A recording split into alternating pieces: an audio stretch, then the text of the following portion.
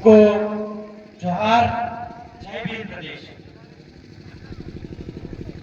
आयोजन कमेटी के तमाम सदस्य, कार्यक्रम में उपस्थित आदरणीय मांगीलाल जी, हीरालाल जी दामा, लक्ष्मण जी डामोर सर, कमल सिंह जी डामोर सर और जितने भी बुद्धिजीवी साथी और आयोजन कमेटी जो इस जमीन बचाने की मुहिम में लगा हुआ है, आप सबको धन्यवाद, जोहार।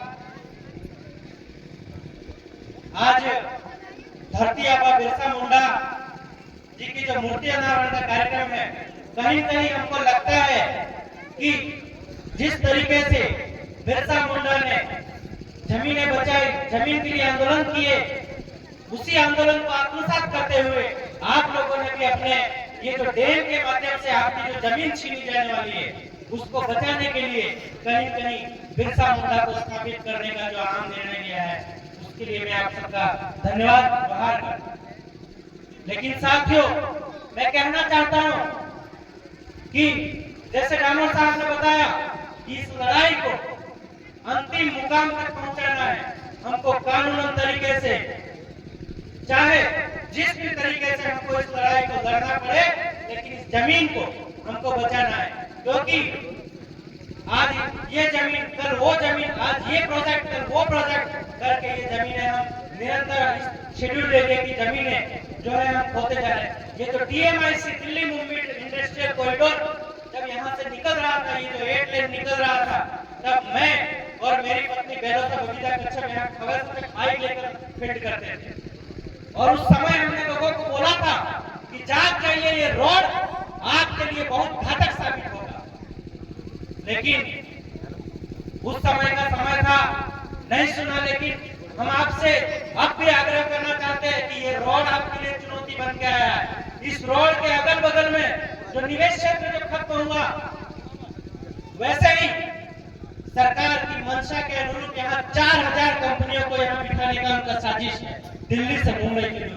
और जब ये DMIC का प्रोजेक्ट जब बन रहा था, तो हमारा जो सड़क परिवहन मंत्री है नितिन गडकरी, वो संसद में खड़ा होकर ये बोल रहा था कि दिल्ली से मुंबई के लिए हम लोग जो रोड है उसके बगल में लैंड एक्वायर करके भी 8 लेन बना सकते थे। लेकिन इस रोड को हमने इसलिए चिन्हित किया कि हमको लैंड एक्विजिशन कॉस्ट है, भूमि अधिग्रहण की जो पैसा है, वो सिविल एरिया से यहाँ कई गुना कम देना पड़ेगा। आप सोचिए, ये लोग संसद में बैठकर हमारे वोट चुराकर, हमारे अधिकार चुराकर हमारे साथ क्या खेल कर रहे हैं।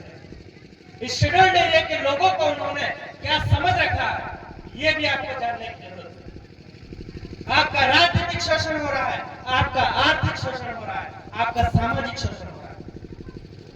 उस सब शोषण के लिए लड़ने के लिए आपको या तो स्वयं लड़ना होगा या फिर तो लड़ रहे उनका साथ लें।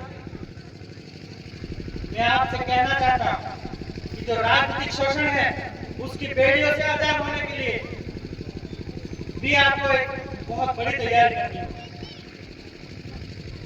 और यह आश्चर्य की बात है कि मध्य प्रदेश में इतने सामाजिक संगठन हैं, लेकिन जब जल जमीन बचाने की बारी आती है, तो दिन ब दिन हमारे जो साथी हैं वो बैकफुट पर चले जा रहे हैं।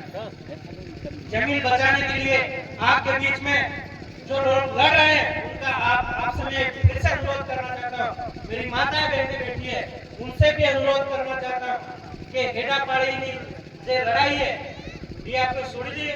मैं आज सामाजिक लड़ाई है, आज लड़ाई हाथ आवाना समय है। मैं आपसे अनुरोध करना चाहता हूँ, ये जो डैम की लड़ाई है, जो स्थानीय साथी कमेटियां जो लड़ रही है, उनका आप सहयोग दीजिए। कोर्ट में या फिर कानूनन तरीके से किसी भी आयोग में जहां जाना पड़ता है, हम लोग आपके साथ कंधे से कंधा मिलाकर खड़े रहेंगे, ये आपसे वादा करके जाते हैं। इसी के साथ आप सबको पुनः धन्यवाद। हमको याद किया, हमको सुना आप, और इस लड़ाई को आप निरंतर लड़ते रहे, इसी आशा के साथ मैं अपने शब्दों को विराम देता हूँ। धन्यवाद। जोहार।